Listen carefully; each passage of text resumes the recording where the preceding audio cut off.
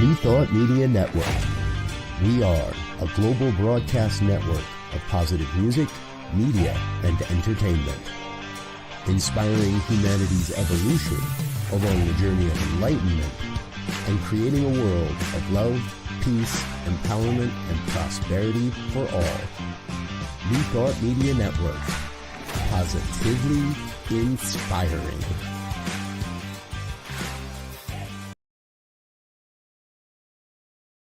Welcome to Girls Behaving Metaphysically. Your hosts are two girls who believe that life is awesome, that laughter heals, and that it's possible to find deep spiritual insights in everyday experience. Here come the girls. It's more than practical. Here come the girls. Way more than merely factual. If you want to know the secrets of a life that's free, listen to Girls Behaving. Hello, and welcome to Girls Behaving Metaphysically. Surprise! Well, I know, I wasn't quite ready. This is Girls Behaving Metaphysically. I am Robin Rice Olmsted. And I'm Dr. Natasha Wilson. Lovely Dr. Natasha Wilson. And I am producing today. Yay! So we came in a little early since we were a little late. Okay.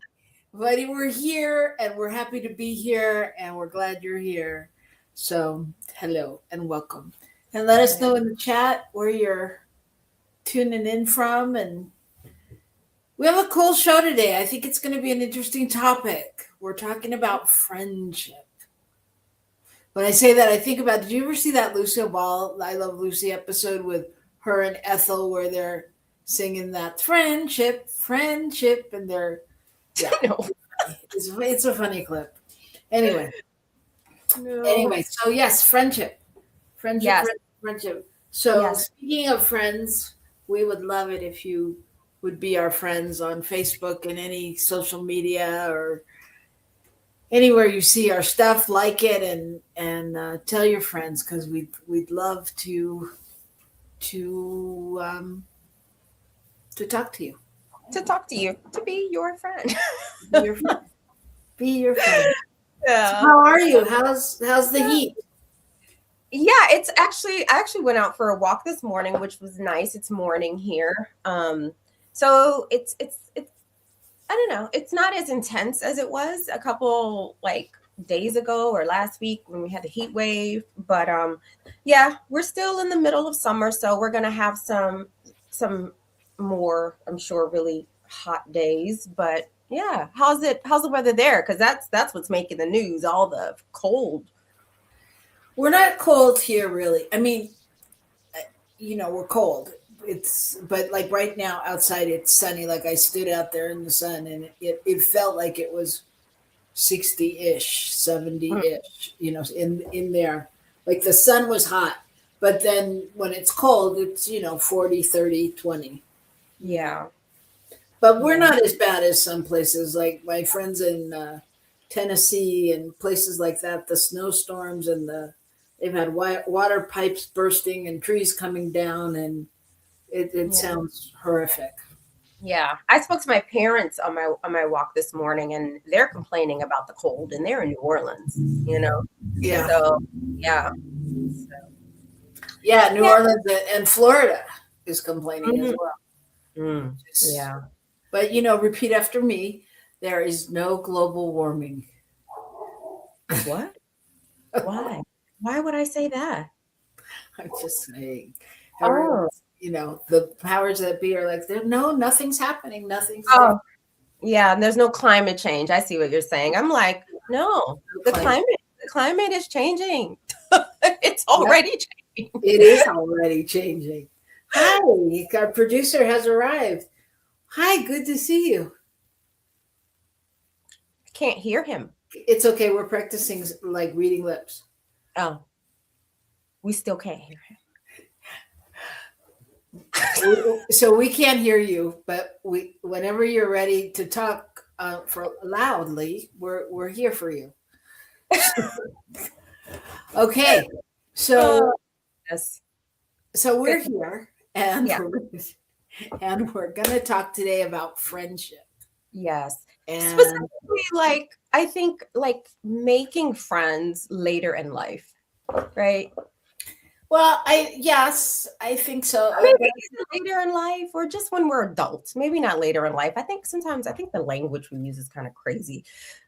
But as adults, making friends as adults. Okay, so that is one of the topics we will talk about. Um, yes, Michael. Hi. Hi. I was in the other studio. I'd created it, and you're here. We didn't see it. I We were didn't see it. waiting. It was there, There where? over there, there. At your house? It was over there. We didn't Okay. see it, Reverend Michael. We didn't see it, and she was calling me, and I waited. I made it at like 4:00 because we didn't have one up. Okay, At well, 4:00 my I time. did. I kept looking for one, but that's okay. I'm glad we're on the air and everybody's here. And hi. Hi. Hi. All right. So the title of our show today is "Are Friendships Harder Now, or Is It Just Us?" That's the title of our show. So we will explore all different aspects of that. But now that Michael's here and able to facilitate this time, it is time for the card pull of the week. All right, I'm shuffling. Because So you goodness tell me- knows, guidance is always good.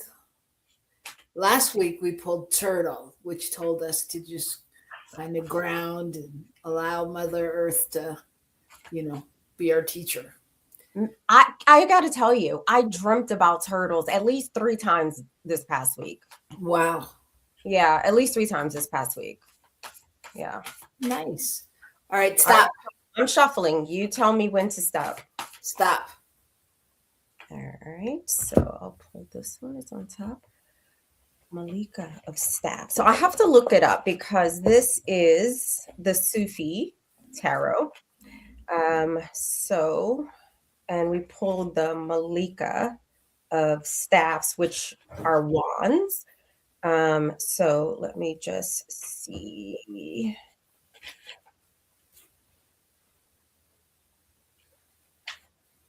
Okay, here we go. Give me a second, because I'm not sure what the Malika corresponds to. I don't know if it's like the. Okay. What I will say about staffs are they're connected to the element of fire. Their colors are red, orange, and yellow. And in general, staffs or wands are about our inner magic and also about passion. And so that's the card. Yeah. So now let me just find out what the Malika. The Malika of Staffs is correlated to the Queen. Okay. All right. So, and the card came in upright. So the card upright is about confidence, passion, independence, determination, upbeat, energetic, courageousness, taking your power back. Oh my God. Okay. I'm going to tell you why I'm saying, oh my God. Oh my God, because I was on a walk this morning and I was just letting, like Apple Music play, how like they just send you songs based on what they think you'll like. And this one song came on that I actually shared it with my best friend this morning. I said, girl, you got to listen to this, right? My best friend in Maine.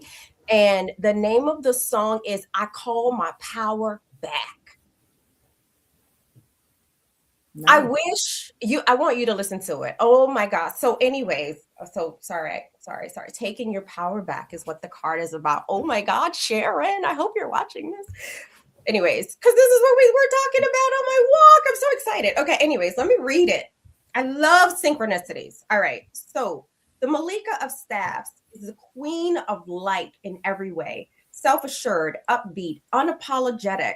She is full of ideas and brings her fire to all that she does. Oh my God. The other thing is I'm going through with a couple of clients every year. I take a couple clients through the 21-day consciousness cleanse. And at the core of this is tending to your internal fire every day, right? So anyways, I just love this. I love this. Okay.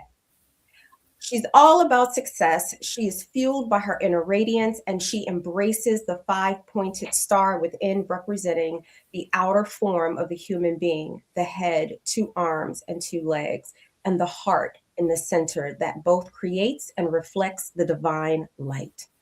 When this card appears for you, you are being encouraged to embrace your fire as a positive, creative force and allow it to give you the power and dynamism you need for your plans and enterprises to become realized without becoming overbearing or destructive.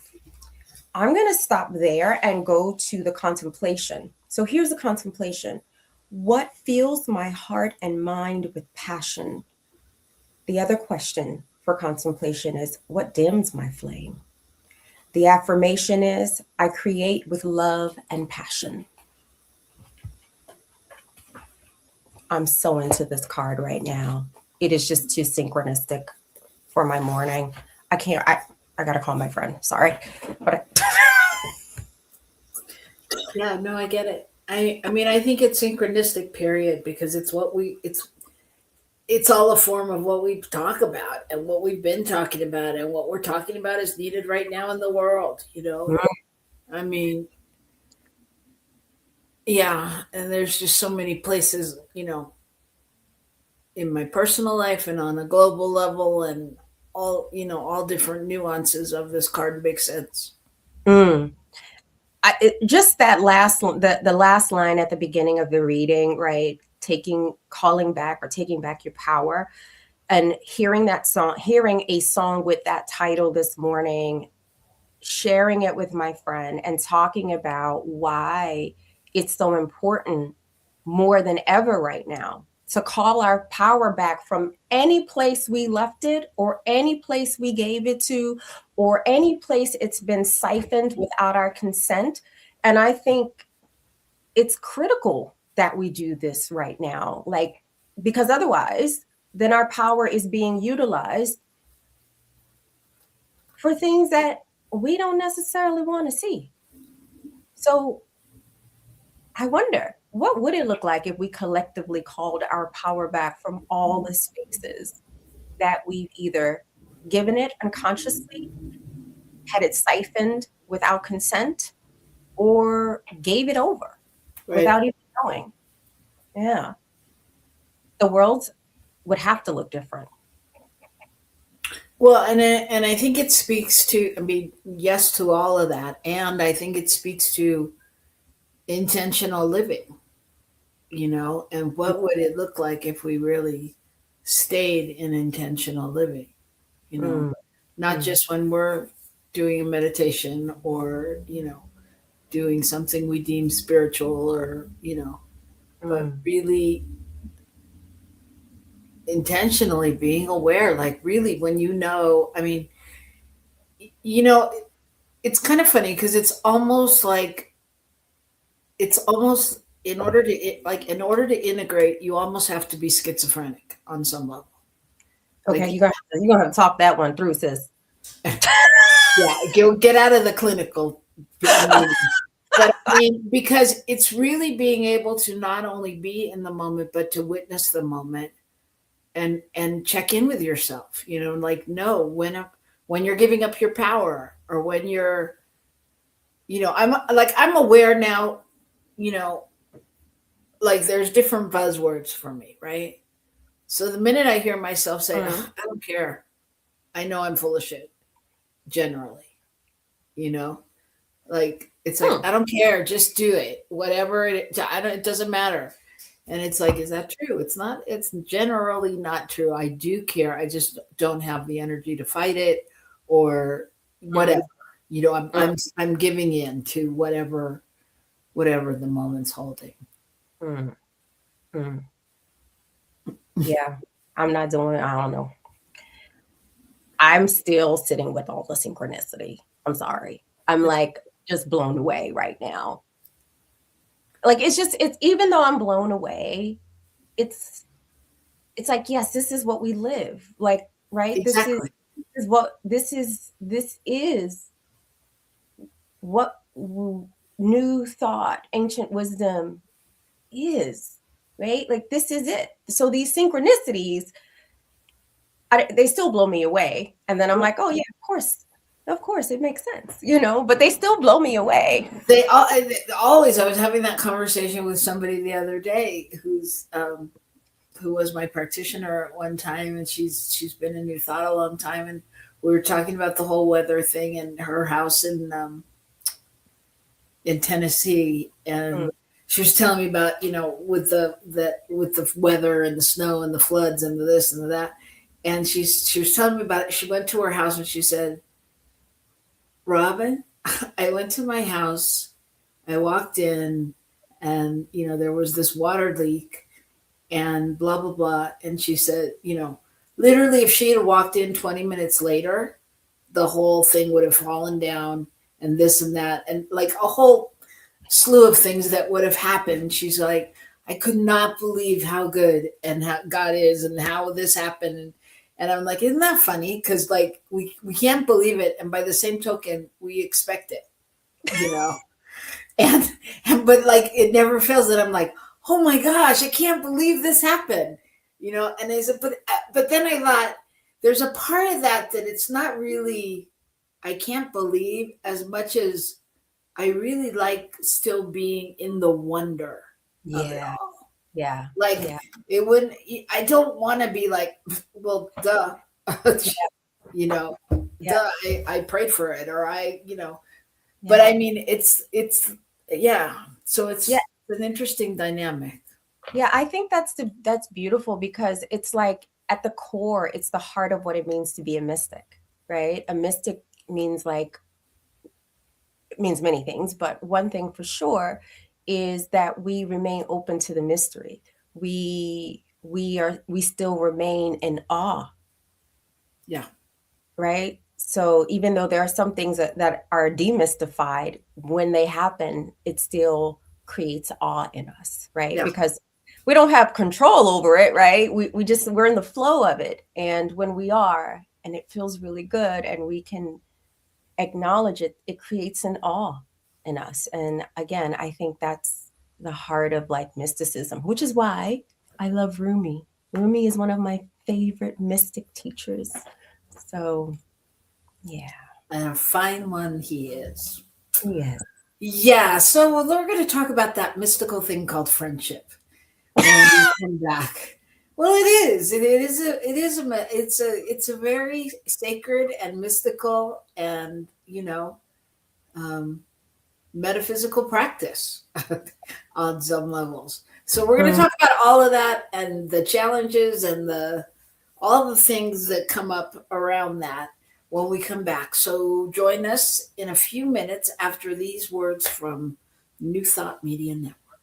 Please help us say thank you to all of our organizational sponsors, including the Hefferland Foundation, Affiliated New Thought Network, International New Thought Alliance, Science of Mind Archives and Library Foundation, Center for Spiritual Living Denver, Center for Spiritual Living Midtown, New Thought Philadelphia, Center for Spiritual Living United Life, Sunshine Cathedral, Planned Happiness Institute, Summit Center for Spiritual Living, One Heart Retreats, Universal Joy Center, Unity Kitchener, Unity Spiritual Center Ottawa, Home Center for Spiritual Living, Satya Center, Begin Within Ministries, Center for Spiritual Living North Jersey,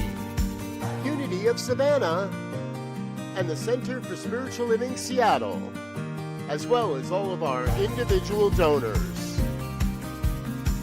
On behalf of New Thought Media Network, thank you, and please like, share, and subscribe. New Thought Media Network, come be you. Come expand your spiritual journey. Join us for Just the Talk, Sundays, 1 p.m. to 6 p.m. Mountain Time. Experience Unity Kitchener and Ottawa. Center for Spiritual Living Midtown, Center for Spiritual Living Denver, Unity of Garden Park, New Thought, Philadelphia, the Sunshine Cathedral, Unity of Savannah, and the Ohm Center for Spiritual Living.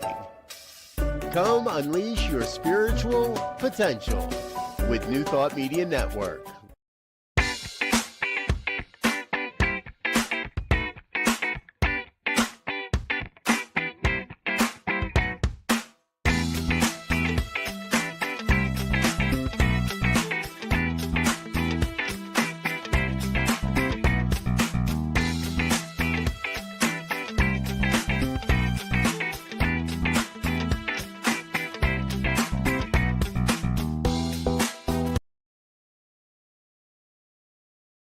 Welcome to Girls Behaving Metaphysically. Your hosts are two girls who believe that life is awesome, that laughter heals, and that it's possible to find deep spiritual insights in everyday experience. Here comes the girl. It's more than practical. Here comes the girl. Way more than merely factual. If you wanna know the secrets of a life that's free, listen to Girls Behaving Metaphysically. Listen to Girls Behaving Metaphysically.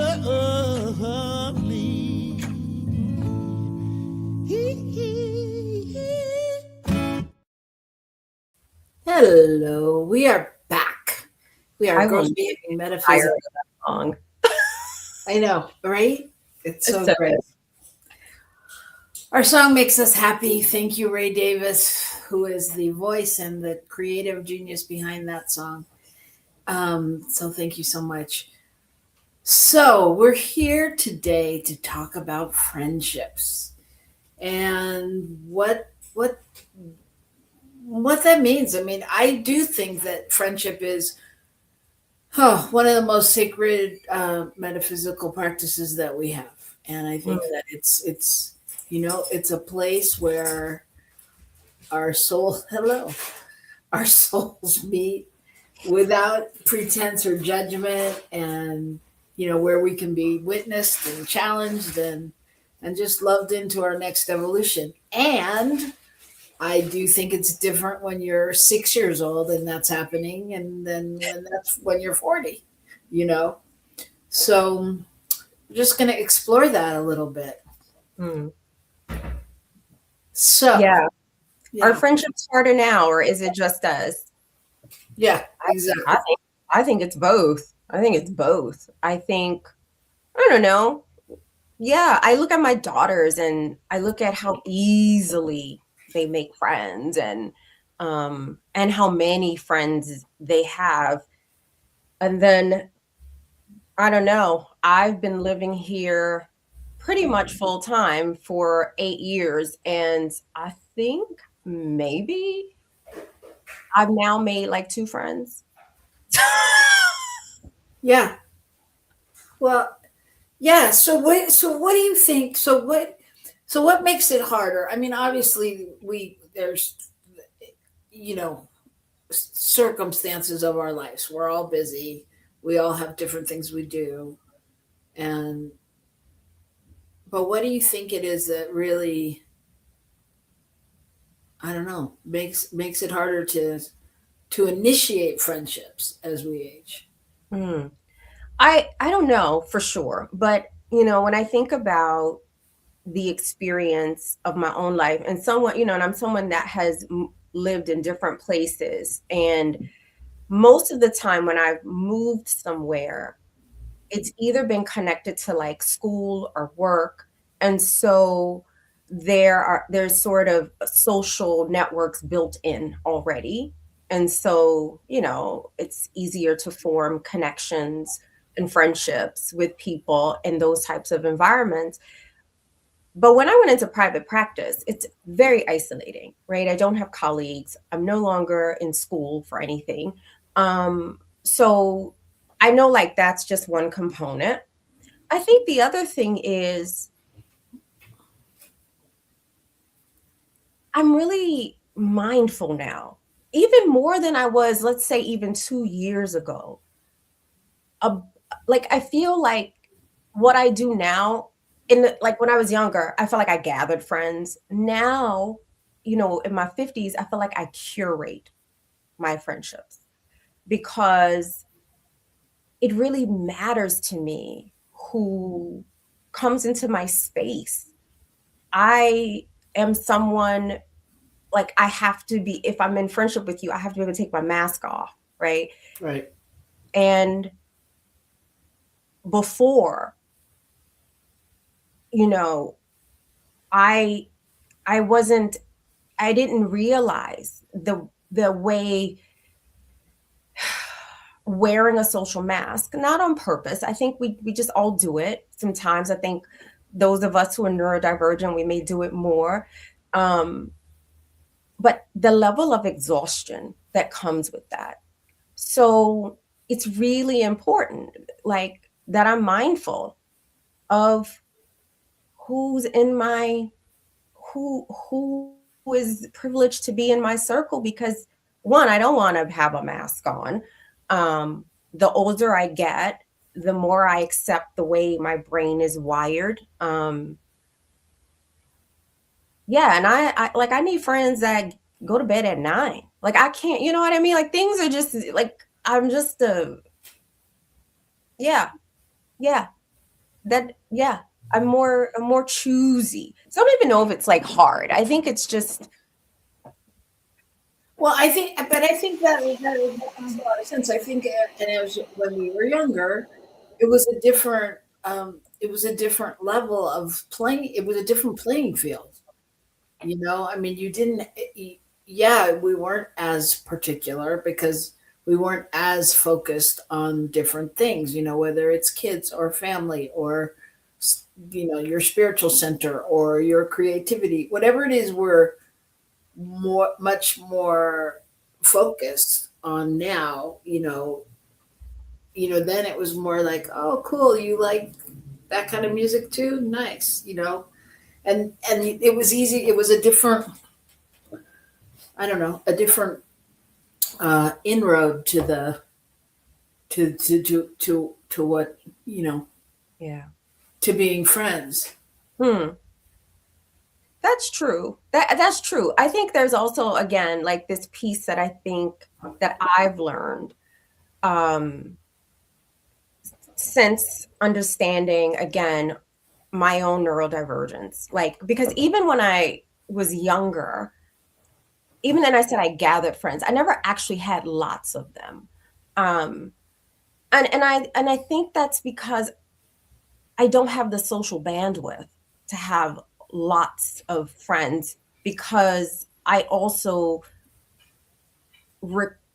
I require a certain amount emotional depth to actually feel connected to someone. Yeah, and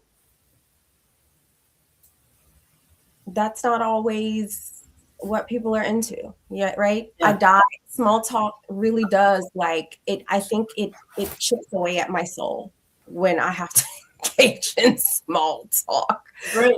Right. Yeah. So I don't know. I was never, and I think about it, I was never good at small talk. The only time I was good at small talk was like when I had to go to an anthropology conference and I was drinking the whole time. So then I was, and then I can small talk the world away. Then you were more social. Yeah. Small talk. Yeah. Well, I just want to reiterate that today we're talking about, are friendships harder now, or is it just us? And I want to welcome Rana to the platform. Thank you, Rana, for being out there.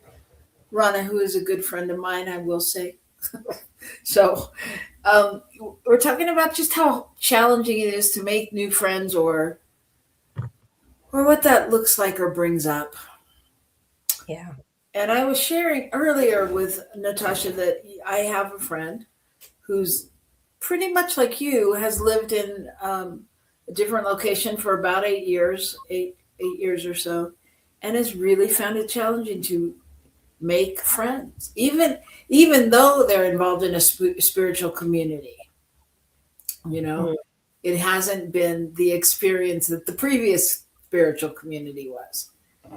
So is that about spiritual community, or is that about age? You know, is that about where we go at different ages and what becomes important to us? Hmm. Yeah.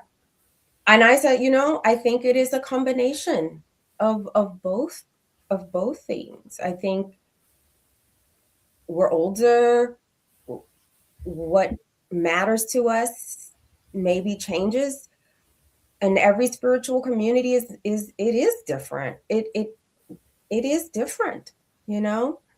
So I don't know.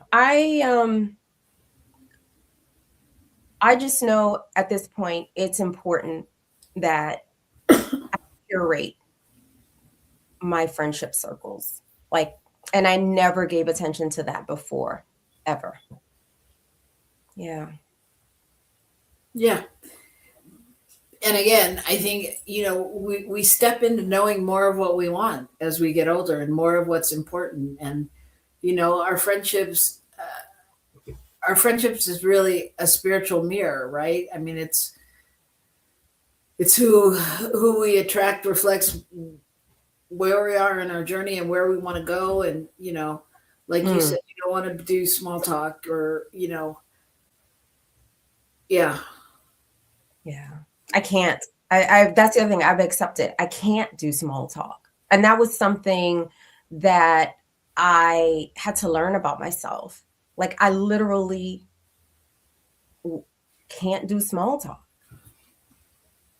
I mean, we can talk about the weather, but then I'm like, how can I get out of here? Right? I just like something in my nervous system. I just can't do small talk. Um, yeah, I don't know. So for the person who's out there that is really wanting to expand their circle of friends in a different way, like how do you do that? How does one do that? Because I think also, you know, when we think about friendships, there's friendships that we've lost along the way Mm, that we may still wish we had, and there's others that we knew needed to go. mm, And so, but when, I'm curious for the person that's like yearning for friendships mm, because I don't really know the answer to that. yeah. I don't even, I mean, yeah, spiritual community is always an interesting inroad, but, and we could say joining clubs and, pursuing your hobbies and all of those things. But like, where, where do we go? Where does one go that wants to do that?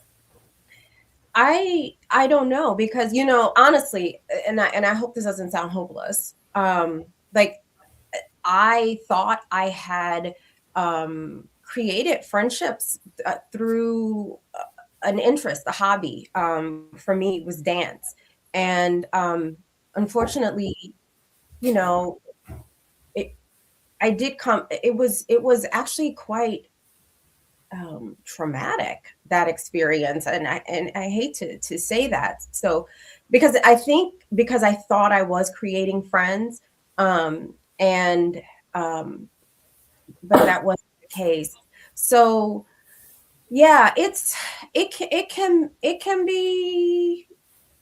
be tough. Now, I'm saying that, and I also know that, we live in an age where we have access to certain type of technology that we didn't before. And there are actually, like apps that are for making friends, like Bumble BFF. Uh, but even then, it's like so funny because I went on there and it's like in a 2-week span, I had like all these friendship dates. And I was like, oh my God, this is like worse than dating. So I was just like, I was so tired. I was like, oh my goodness. I don't think I'm going to make friends ever. Anyways. Yeah. Yeah. Yeah. And I see all the chat in the chat, tend to get local spiritual center and joining clubs of interest. And yeah, I think those are good things. And so I guess I'm asking to, I'm thinking, what makes me want someone to be my friend? Because at this stage of the game, for me personally, I have great friends and I Yeah. love them. I have Yeah. really good friends and I have a lot of them. And Mm. people always say, you only have really two good friends. Yeah, that's not the case for me. I Mm. have a lot of people that I consider good friends or close friends or that I can turn to. Thank you, Rana. And so what makes I was thinking, what makes me want someone to be my friend?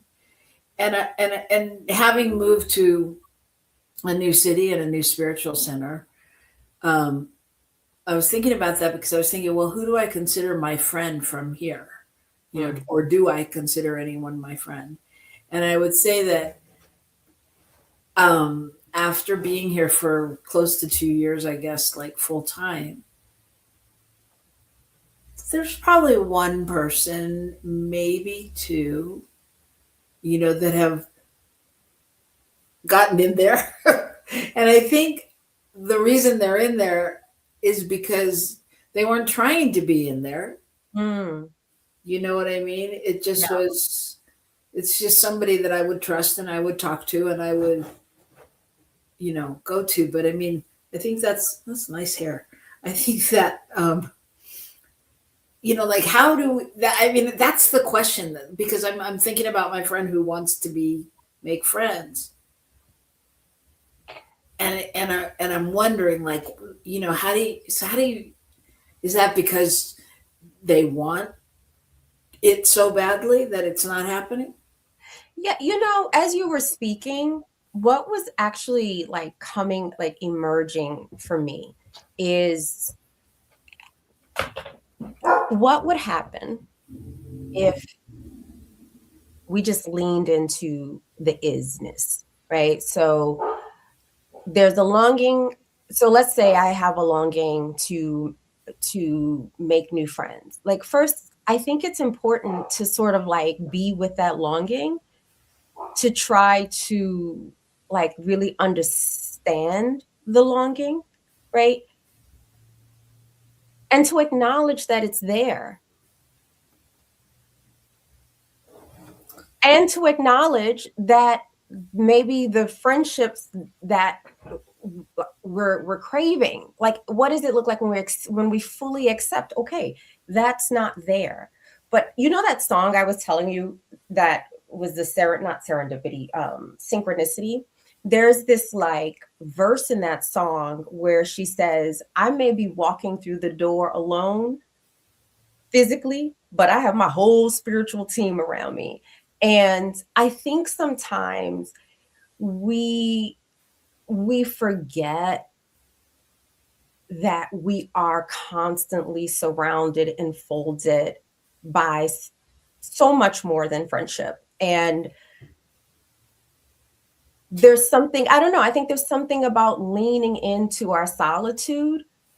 And when we do, and we hear, like what the still small voice is saying to us without shame, because I think that's another thing. There's this like element of like, oh, you don't have friends or you don't have a lot of friends. There's something that, I don't know, it feels, or it's been something that people should feel ashamed of or bad about. But I always say, lean into how you're wired and lean into the divine and the people that are meant to come into your space. They really will, because that's exactly what I'm experiencing now. Like after I got off the BFF site and had all the friendship dates and was just like, my head was spinning. Like a couple weeks ago, I just got a call out the blue from one of my daughter's friends' mom, and both our daughters made the dance academy, and we've seen each other off and on, and we're always like, we want to talk, but we never really had the time. But she just called me out the blue and she said, I saw you dropping the girls off, so I'm like, I'm gonna call her now. And she just called me, and so we're gonna hang out this Sunday. And I think there's just something about like releasing, or like how sometimes we grasp or we try to make it happen. Yeah. But I think there's something about like letting it go. leaning into Absolutely. the stillness, leaning into the solitude, leaning into it, and letting life do its thing, you know? Yeah, Um, and I think Arana spoke to it beautifully. Actually, she said for her, continuing to be on her life path, which is passion and mission based, that she's met the people along the way. And I think that speaks almost to, you know, I'm not going to say, it's not definitive, but certainly to some of the challenge when you're not connected to something, which is why obviously we say a spiritual center, or your hobbies or something that you're passionate about. It's obviously more challenging because you're not around like-minded people, right? hmm, But yeah, I yeah, think, and I think, like you said, because at this stage of the game, when we're um I was thinking auditioning for new friends, when we're open to new people coming into our life, like you said, it's definitely different than when we were younger, because it's a more honest and soulful and a connective relationship. Before, it didn't matter if everybody was into the same thing as you. There were, but now it's nice to have someone that understands. Not that it has to be that way, but you know what I mean. and yeah, and it's cleaner, it's deeper, it's more aligned, and we're not collecting people, like you said. yeah, We're curating resonance and experience, and yeah. yeah, yeah, yeah. Yeah. I'm sort of like, you know how you say you have lots of really good friends? Like I don't. I'm that person with the two really, really good friends. Um, and they live in the United States. They don't live here. Um, and And for those of you just tuning in or that don't know us, Dr. Natasha is in Brisbane, Australia. yeah, Queensland, sunny Queensland.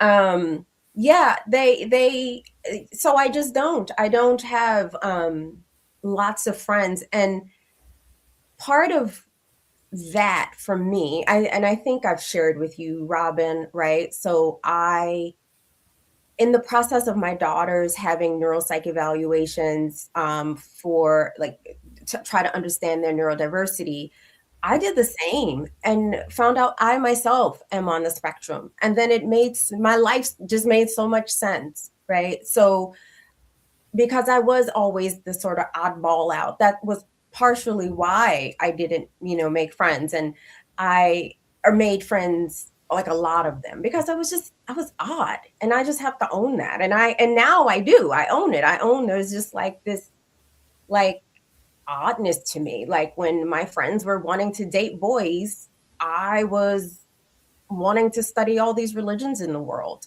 My mom often said, there's these sort of two running jokes in my family, which to me is not a joke, but I get it. Like, I grew up in the Seventh Ward of New Orleans, and so we played outside. Kids played outside. They played on the street, blah blah blah. And I remember I hardly ever did that. And one time, my mom was like calling and trying to tell me, go outside and play, go have some fun with your friends and your cousins. And she couldn't find me. And it's because I was in my closet with a like head lamp, reading a book, right? Because I just didn't want to be bothered. And, I was just I was an odd duck. So anyways, that's always a funny story according to my family. Um, but yeah, I'm just wired a certain way, and I really lean into that now. So yeah, there was something else I was going to say, but I completely Well, agree. Rana's responding to your story, saying that, wow, that's beautiful. There's beauty in the oddness. Yeah. Well, and that's one of the things we've learned these days, is there's beauty in the uniqueness, that we're not all the same. And Rana was also asking or saying about friends that we always will love, although we've gone different ways. you know, Mm, and yeah. that's a whole different show. I mean, but yeah, relationships that we've lost, and we've touched on that when we talk about grieving and things like that. But yeah, I mean, I think we outgrow friendships, We do. you know, Yeah. and it doesn't feel like it because we feel like, well, if they're our friend, we should be friends forever, you know, and it doesn't always work like that. I don't know. All my friendships, to some extent, they feel like the one, like when I think about like my, oh my God, when I think about my best friend, I think about how much love I have for her. And part of the love I have for her is reflected in like our ability not just to be ourselves with each other, but to ask the hard questions in relationships and to work through um, ruptures when they happen, um, and to be committed to a repair process. Sometimes I feel like my friendships are like marriages. And yeah, like, I don't know. I just, at this point, I have, if someone's going to be in my circle of friendship, there needs to be a level of emotional responsibility and emotional,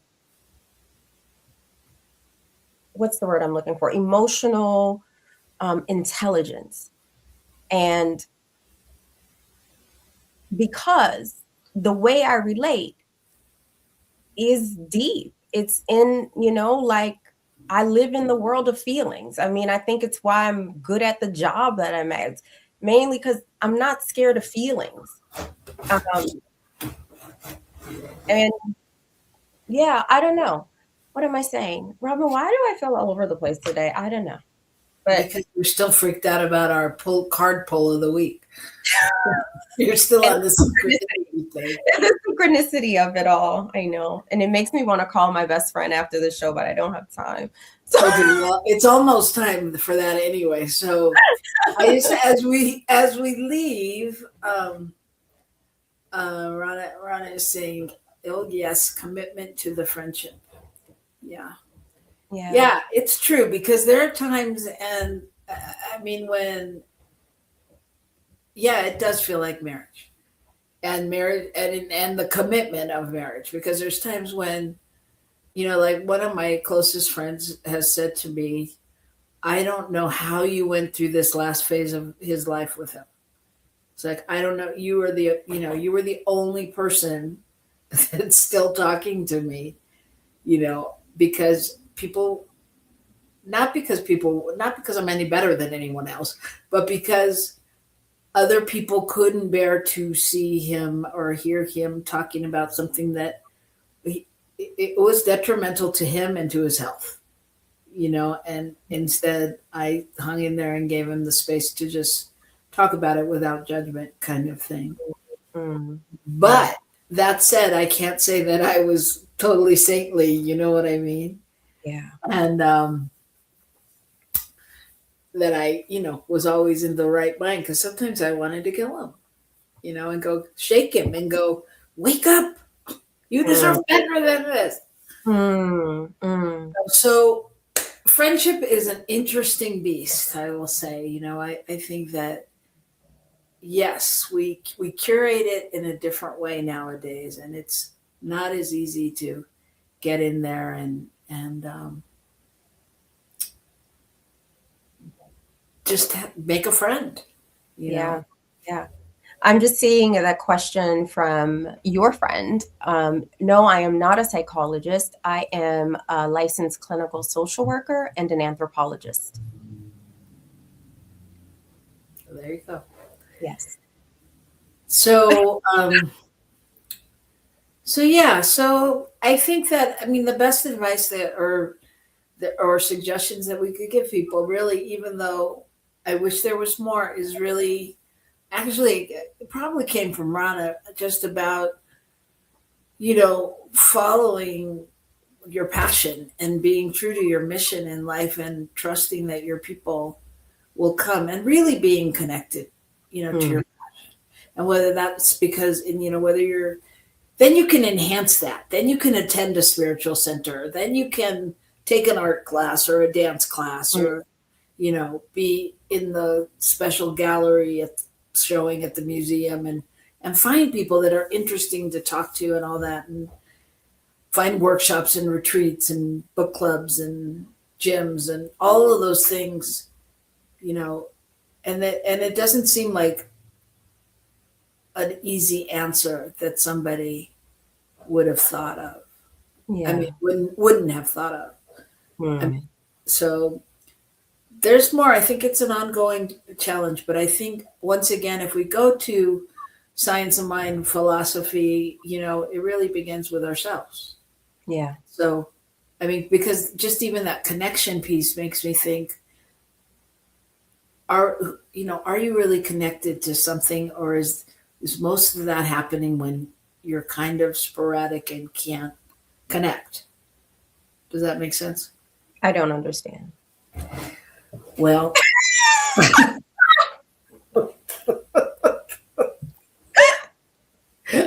well, okay. I don't know if I could do the 30-second explanation. I just mean, I don't think I'm even going to try. But yeah, I'm going to share what Rana said. Thank you so much, Rana, that our hearts found one another in spirit. So thank you so much. And Rana says, be your own best friend. Amen. Yeah, that's what I was saying earlier too. That's another way of saying exactly what I was saying earlier when I was saying leaning into the solitude, when that longing comes. Well, that's kind of what I'm saying. That's kind of what I was saying in that. But if I can't connect to being my own best friend, if I can't find joy and really be that, because there are people that can't be that because there's so much going on. It's like being authentic authentically happy and with yourself, and then with whatever you're doing, not like, well, should I be this or should I do that? I mean, I feel like I should. If you find yourself in the should category, you're not right. Yeah, that's the quote is, don't should all over yourself. What do you really feel? What is your real passion? And can you connect to that and take that out into the world? And I just want to say this, since, one of my anthropological foremothers, I'm sure she's Zora Neale Hurston, right? Her amazing ethnographic work in Florida and Louisiana and Alabama was part of the pull for me wanting to be an anthropologist. But she has this quote that I love, and she says, why anyone would deny themselves the joy of my friendship is beyond me. But that, what that speaks to is someone who enjoys their own company and who knows, I really do enjoy my own company. I'm so funny. Sometimes I'm just I'll think of a thing and I'll just start laughing. I mean, I just enjoy my company. And in order for me to be friends with anyone outside of myself, I have to be able to be that version of myself at this stage in my life, right? The mask must be able to be off. Yes. And I also think friendship requires vulnerability. Absolutely. And real friendship. Absolutely. Real friendship. And not the dramatic kind, but the everyday kind, just really being able to share yourself. And you can't do that if you don't know yourself, Yeah. So there's our tips for this week. Okay. Go out and make friends. Go out, be vulnerable. Yeah. But no, really, go where your soul really feels at home. And you'll find the people that feel like home for you. And Ron is saying, she actually, there's a song, she's sharing a song that we used to sing in the Agape choir that goes, I love myself so much that I could love you so much, that you could love you so much, that you could start loving me. All right. You follow that. Follow that, hit rewind. We'll do whatever you need to do. But whatever you do, come back here next week and we'll see you on Girls Behaving Metaphysically. And All right. get a job and get a friend. That's what we're on. About to go. So, there Bye. you go. Peace and Bye. blessings, everybody. Come expand your spiritual journey. Join us for Just the Talk, Sundays, 1 p.m. to 6 p.m. Mountain Time. Experience Unity Kitchener and Ottawa. Center for Spiritual Living Midtown. Center for Spiritual Living Denver. Unity of Garden Park. New Thought Philadelphia. The Sunshine Cathedral. Unity of Savannah. And the Ohm Center for Spiritual Living. Come unleash your spiritual potential with New Thought Media Network.